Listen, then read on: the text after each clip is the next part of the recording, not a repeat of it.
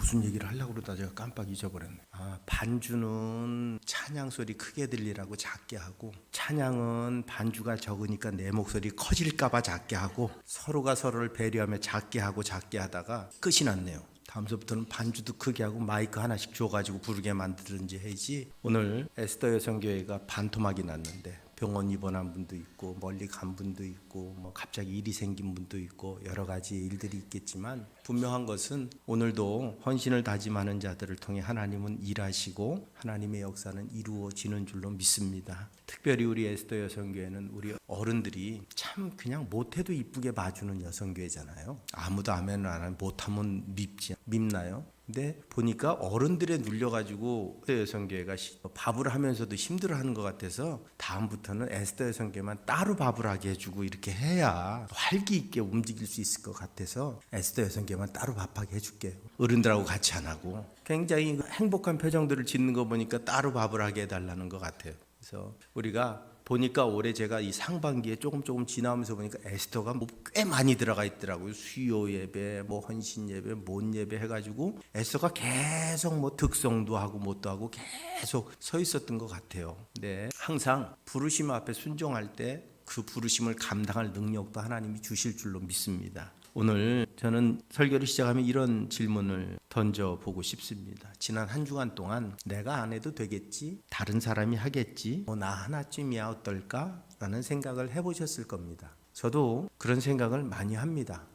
내가 안 하면 어때? 누군가 하겠지. 내가 이제 뭘 하겠어? 뭐 여러 가지 생각들을 하면서 뒤로 한 발짝을 빼는 경우들이 수없이 많습니다. 그렇지만 솔직히 말씀드리면 결국 마음이 편하진 않더라고요. 누군가 하겠지? 그게 마음이 편한 건 아니더라고요. 왠지 모르겠지 마음이 있고, 기왕에 내가 했으면 더 즐거웠을 텐데 그냥 잘 하고 나면, 그리고 나면 또 어떤 편안함도 있고, 또 내가 이걸 이루었다는 성취감도 있고, 그런 경우도 생깁니다. 그럼에도 불구하고 오늘 우리는 주저하게 되는 경우가 많이 있습니다. 오늘 읽은 에스더 4장 14절 말씀이 우리에게 이렇게 질문을 던지고 있습니다. 네가 왕후의 자리를 얻은 것이 이때를 위함이 아니냐, 이때를 위함이 아니냐라고 이야기합니다. 지금 내가 이곳에 세워진 것, 지금 내가 무엇을 하고 있는 것, 지금 내가 이 직장에서 일하는 것, 지금 내가 이 가정에서 지금 나의 역할을 감당하는 것, 이때를 위해 하나님이 준비해 놓으신 것이 아닌가 하는 겁니다. 이때라고 하는 말, 히브리어로 가조트라고 하는 말입니다. 그냥 흘러가는 시간을 의미하는 게 아닙니다. 아침이 오고 저녁이 오는 그 반복되는 시간이 아니라 놓치면 다시 오지 않는 시간, 그 결정적인 순간을 이야기하는 겁니다. 그러니까 지금 우리에게는 모든 시간이 이때입니다. 이 시간을 놓치면 우리에게는 돌아오지 않습니다. 우리의 젊음도 흘러가는 것이고 우리에게 주어진 이 환경도 다시 돌아오는 건 아닙니다.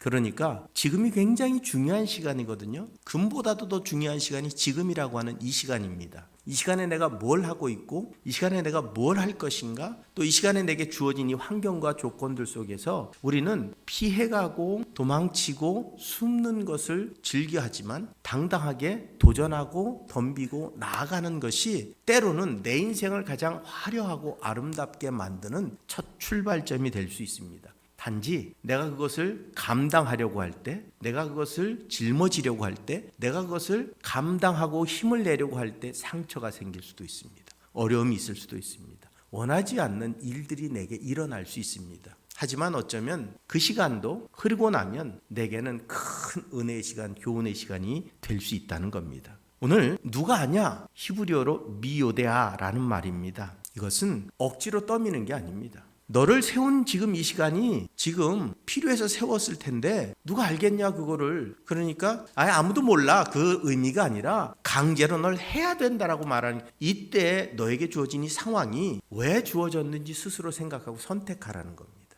그러기에 오늘 여러분, 우리는 매일 선택이죠. 태어나서 죽는 날까지 선택입니다. 그 태어나서 죽는 날까지 선택한 그것을 나는 결론적으로 얻어야 되기도 하고 아픔이 되기도 하고 기쁨이 되기도 합니다. 그러기에 오늘 우리는 선택해야 됩니다. 그런데 하나님은 억지로 떠미시는 게 아니라 네가 한번 생각해 보라는 겁니다. 내가 지금 이 자리에 있는 이유를 깨달으라고 성경이 우리에게 말씀하고 있습니다. 하나님은 우리를 기계처럼 움직이시는 분이 아닙니다. 우리 마음을 두드리시고 어떤 선택을 할 것인가에 대해 초대해 주시는 분입니다. 그래서 나 하나쯤이야 라고 말할 때 그 뒤에 질문이 따라옵니다. 하나님 정말 제가 아니어도 괜찮으시겠습니까? 제가 필요 없으신 겁니까? 정말 그럴까? 정말 하나님은 내가 필요 없으신 걸까? 그렇다면 날 이 자리에 세우지 않았을 겁니다. 분명한 사실은 나를 세우셨다면 필요하셨기 때문입니다. 단지 내가 선택하지 않고 있을 뿐이라는 겁니다.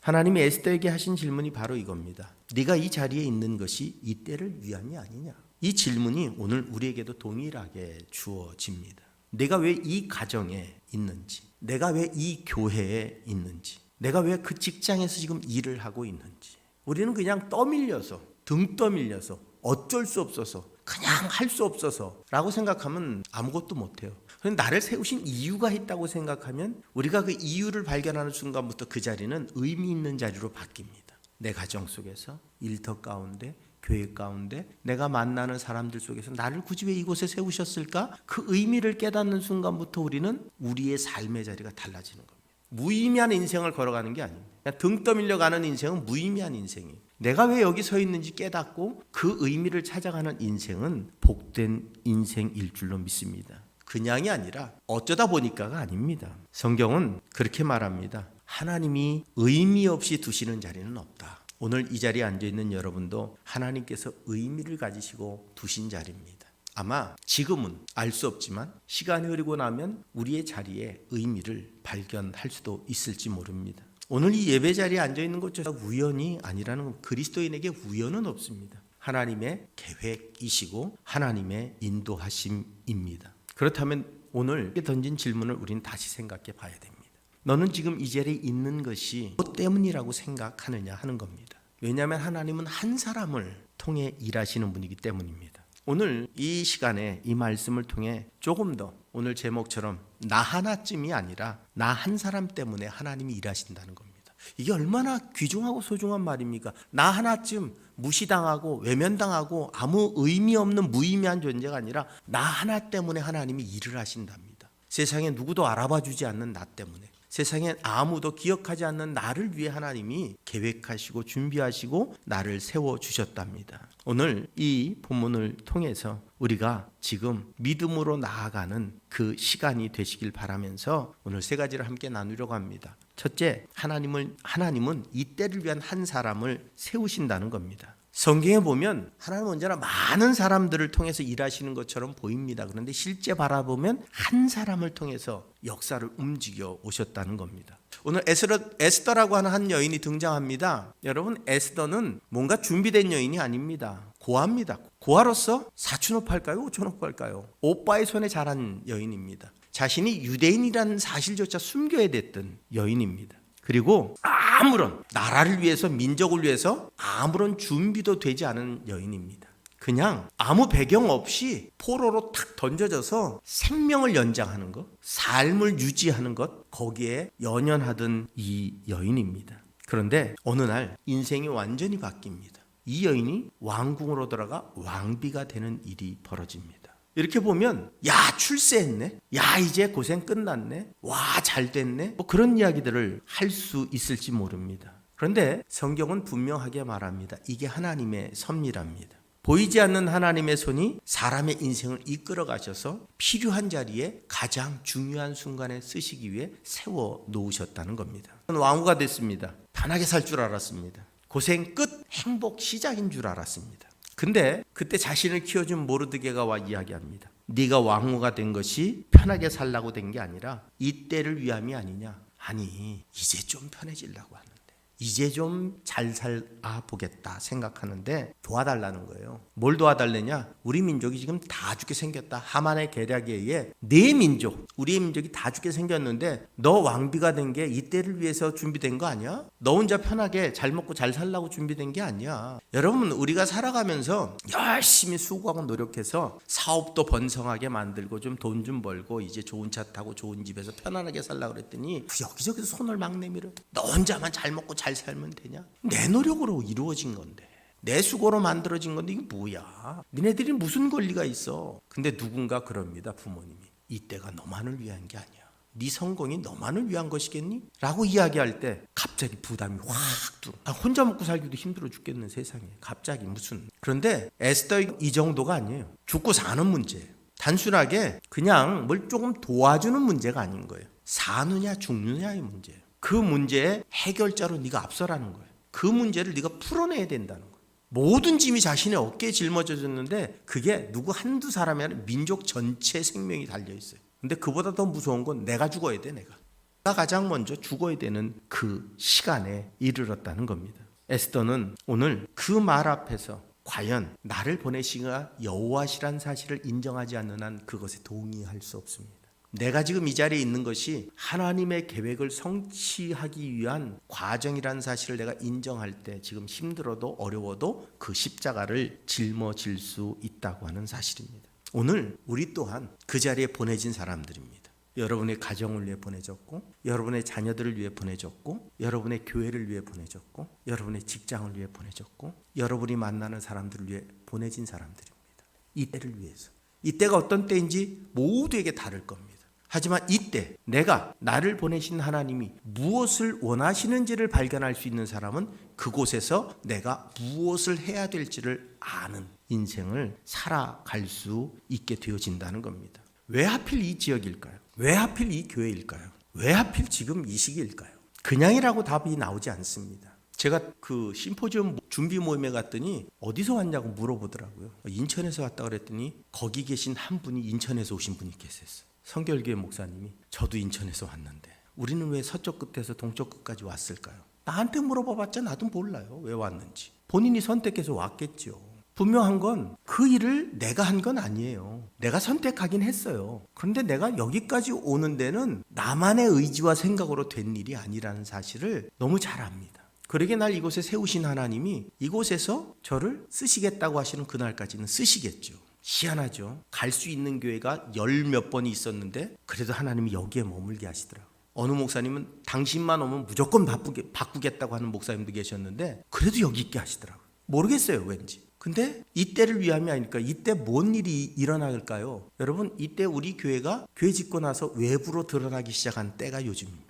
알지도 못하던 간성이라고 하는 어디 통일전망대 밑에 있는 작은 교회가 세상 가운데 세상 사람들에게 드러나고 있는 때가 이때입니다.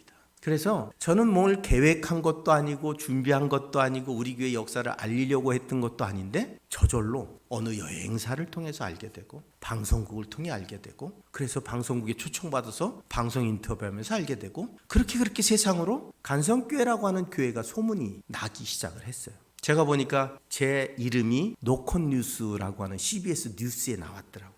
모르시죠? 제 사진도 나와서 내가 너무 자랑스러워서 밴드에다 올려놨어요. 나왔다고. 그랬더니 제 사진을 이렇게 제가 봤는데 너무 뽀샵을 많이 해놔가지고 너무 얼굴이 허연 데다가 머리까지 허여니까 그냥 허연 눈사람이 하나 앉아있는 이렇게 만들어놔가지고 근데 가만히 생각해보면 하나님 뭐 때문에? 그건 하나님의 일하심이에요. 그런데 이때 내가 어떻게 쓰임받을 것이냐는 거. 나를 세우신 그때 나는 어떻게 쓰임받을 것인가. 이 때를 위해 하나님이 준비하셨다면 나는 그 때를 살아가면 됩니다. 내가 누구를 보내면 누가 우리를 위하여 갈고 그때 이사야의 대답이 이겁니다. 내가 여기 있나이다. 나를 보내소서. 어리석은 선택일 수 있습니다. 왜? 고난의 길일 가능성이 높기 때문에 그렇습니다.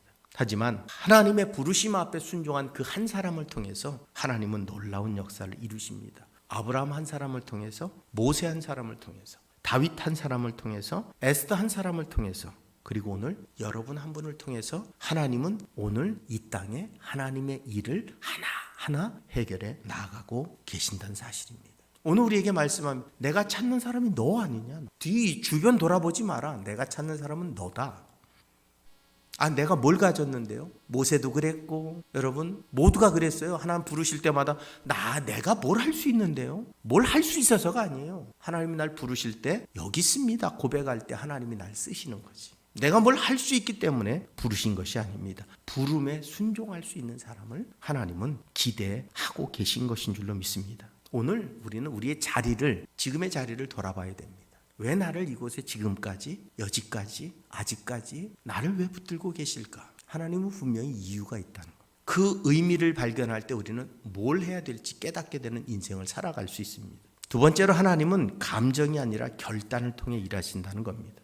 하나님은 우리의 결단의 순종이 필요하신 분입니다. 오늘 에스더서에 보면 제3일에 에스더가 왕후의 예복을 입고 왕궁 안뜰에 서 있음을 이야기합니다. 왕을 찾아갑니다. 무엇을 위해? 유대 민족의 구원을 위해, 그 목숨을 건지기 위해 왕 앞으로 갑니다.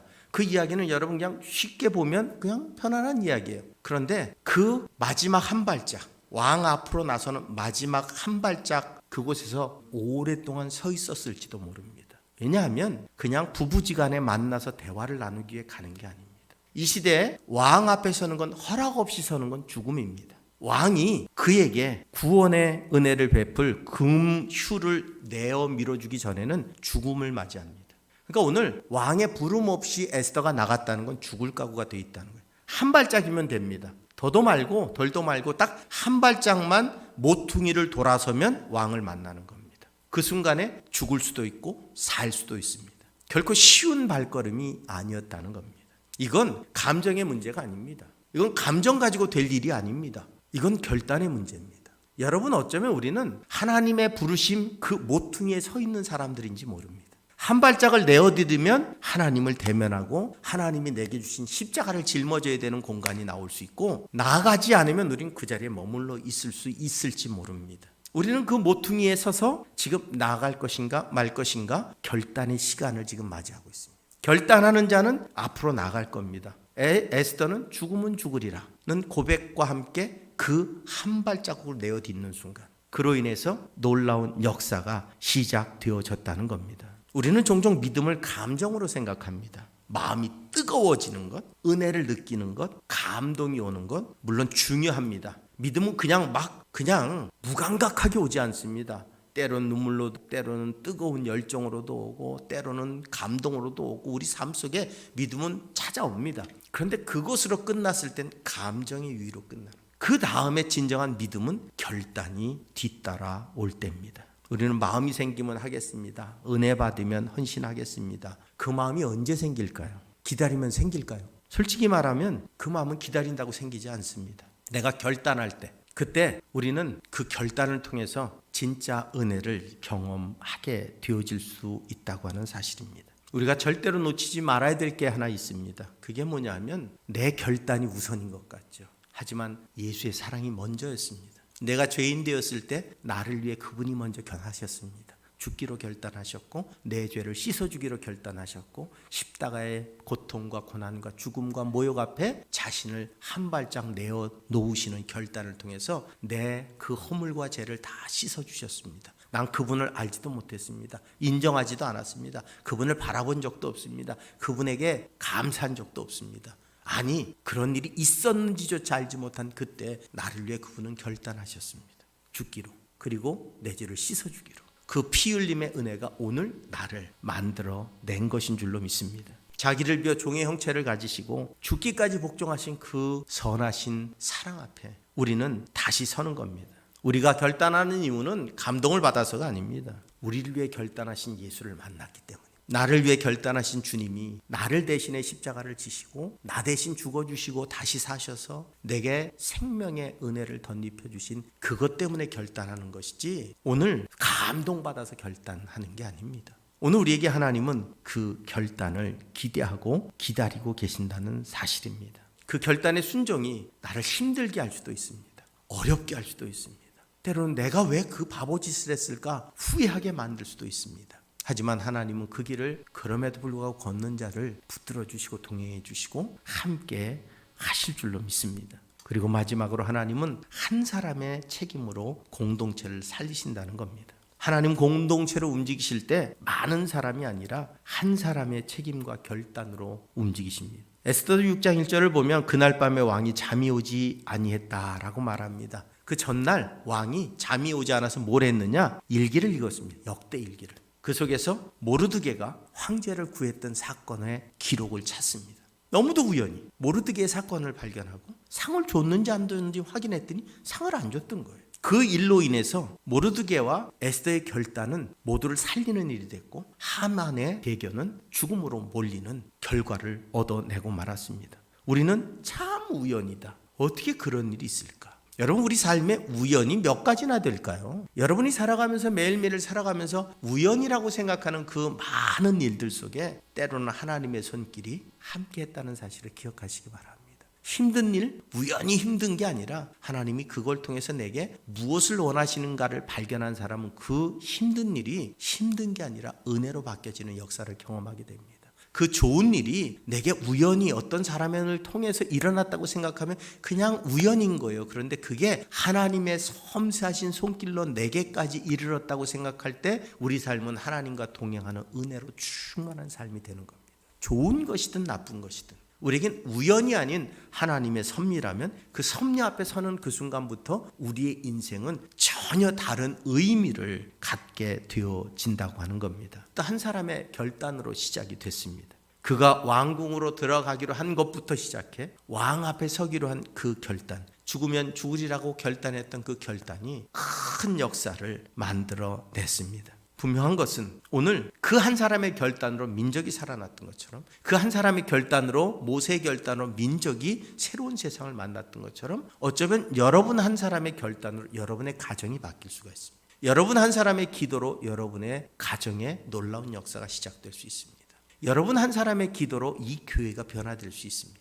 여러분 한 사람이 직장에서 정직하고 올바르며 그리스도의 향기를 드러내기 위해 몸부림치며 애쓸 때 상처도 많고 아픔도 많고 괴로움도 많지만 도망치지 않고 정면으로 승부하면 그것을 통해 내가 살고 있는, 내가 지금 걸어가는 그 길이 어쩌면 놀랍도록 변화되는 출발점이 될 수 있습니다. 여러분, 앞장서 있는 사람들은 항상 힘듭니다. 앞서 있는 사람들은 항상 고통이 따릅니다.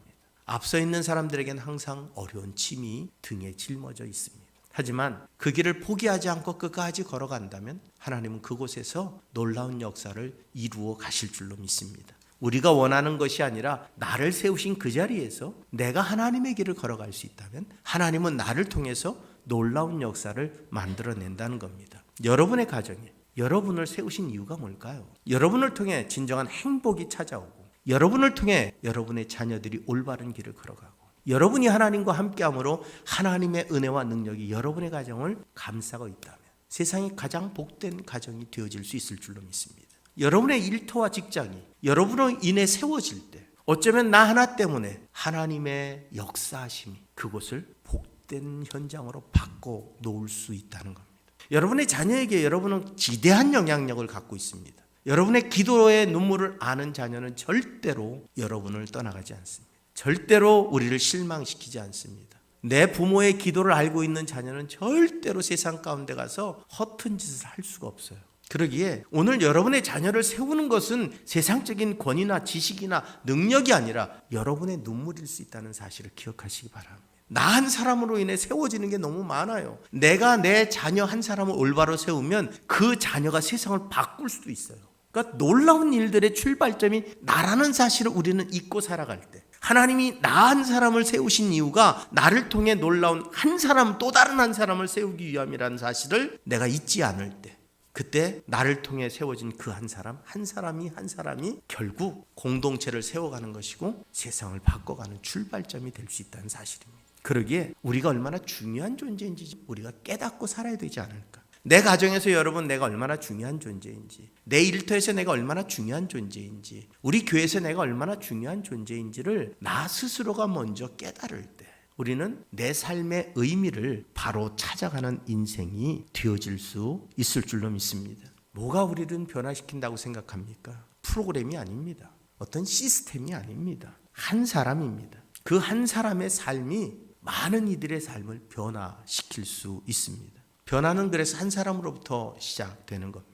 여러분 스스로가 그리스도인으로서 우리가 내가 그리스도인다운 삶을 위해 가정에서부터 시작해서 여러분의 직장과 여러분이 만나는 모든 사람 앞에 내가 먼저 변하기 시작한다면 분명한 변화는 우리를 통해 일어나게 될 것입니다. 이 교회 부흥도 마찬가지입니다. 하나님은 나를 통해 이루시기 원하십니다. 그 누구가 아닙니다. 아유 열심히 하는 권사님이 알아서 하겠지. 아유 장로님들이 알아서 하겠지. 아유 누가 어느 집사님이 열심히 하니까 알아서 하겠지. 회장님이 알아서 하겠지. 에스더 회장님이 혼자 한다고 돼요? 에스더 회원들이 함께 힘을 한 사람 한 사람 내가 힘을 보태야 에스더가 부흥하는 것이고 보다 큰 영광을 드러낼 수 있는 거지 회장 혼자 한다고 되는 게 아니에요. 한 사람 한 사람이 중요한 거예요. 그러기에 중요한 것은 오늘 한 사람을 통해 일하신다니까 누군가 한 사람이 있겠지가 아니라 그 한 사람이 납니다. 나를 통해 일하시는 거예요. 나를 통해 회장을 도우며 일하게 하는 거고, 나를 통해 이 교회 안에서 내가 갖고 있는 능력을 통해 일하시는 것이고, 내 섬김을 통해 일하는 것이고, 내 나눔을 통해 일하는 거예요. 하나님께는 우리 한 사람 한 사람이 동일하게 중요한 거예요. 저와 여러분들을 하나님 앞에 무게를 달면 똑같아요. 똑같이 하나님께는 중요한 존재들인 거예요. 그러기에 오늘 나를 통해 일하시는 그 하나님을 바라보시기 바랍니다. 나는 지금 어떤 사람인가?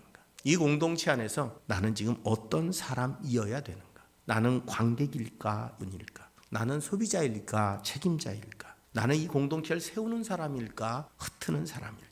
중요한 것은 오늘 우리의 관점이 내가 아니라 나를 세우신 그 공동체, 가정, 교회, 일터, 그 공동체를 세우는 것에 집중할 때 내 역할이 더 빛이 납니다. 내 역할이 더 온전해지는 겁니다. 내가 드러나려고 하면 흩어지는 것이고, 내가 나타나려고 하면 흩어지는 것이고, 나를 통해 내가 밑거름이 되어 공동체가, 가정이 되살아나려면 가정이 행복해지는 것이고, 교회가 부흥하는 것이고, 내 직장이 더 번성하게 되는 겁니다. 우리는 하나 착각하는, 내가 드러나면 된다고 생각해. 내가 드러나는 순간 다 각자가 드러나야 돼요. 그러면 다 흩어지는 거예요. 오늘 한 사람 한 사람을 중요하게 여기시지만 그 한 사람 한 사람에게 주신 사명이 더 크다는 사실을 우리가 잊지 않고 살아갈 때, 오늘 분명히 나 하나쯤이야가 아니라 나 때문에 우리 가정이 세워지는 겁니다. 나 때문에 우리 교회가 세워지는 겁니다. 나 때문에 우리의 직장이 세워지는 겁니다. 나 때문에 우리의 모임이 회복되는 겁니다. 그러기에 오늘 나의 소중함을 기억하시기 바랍니다. 하나님, 이번엔 제가 아니어도 괜찮겠죠. 그러나 하나님은 늘, 아니, 나한텐 네가 지금 제일 필요해. 네가 제일 소중해. 네가 제일 있어야 돼. 오늘 우리에게 강요하시지 않습니다. 하지만 나를 사랑하시는 하나님은 나의 소중함을 기억하시고, 나로 너 때문에 내가 기쁘다. 너 때문에 내가 그 가정을 기억한다. 너 때문에 내가 네 자녀들을 잊지 않는다. 내 기도 때문에 내가 이 교회를 잊지 않는다. 오늘 그 하나님이 나 때문에 일하고 계심을 기억하시기 바랍니다. 그리고 나쯤이 아니라 나 때문에 오늘 세워져 가고 있음을 믿으시기 바랍니다. 그래서 오늘 여전히 나를 세우신 하나님 앞에 감사하며 충성되이 나아가서 여러분의 삶이 진정으로 하나님의 영광의 도구요 통로가 되시는 복된 매일매일이 되실 수 있기를 주님의 이름으로 부탁을 드립니다.